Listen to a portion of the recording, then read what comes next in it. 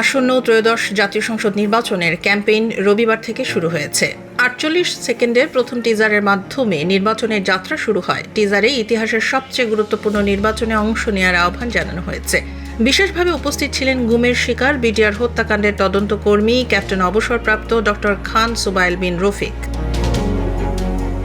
টিজারে প্রথমে স্ক্রিনে দেখানো হয় আওয়ামী ক্ষমতার উৎস শিরোনাম।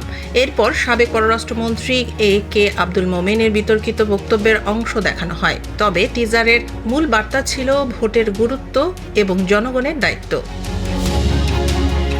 ক্যাপ্টেন সুবাইল বলেন, এই নির্বাচন দেশের ভবিষ্যৎ নির্ধারণ করবে। তিনি জনগণকে আহ্বান জানিয়েছেন, ভোটের মাধ্যমে নিজের পছন্দ প্রকাশ করুন এবং কেমন বাংলাদেশ চান তা নির্ধারণ করুন।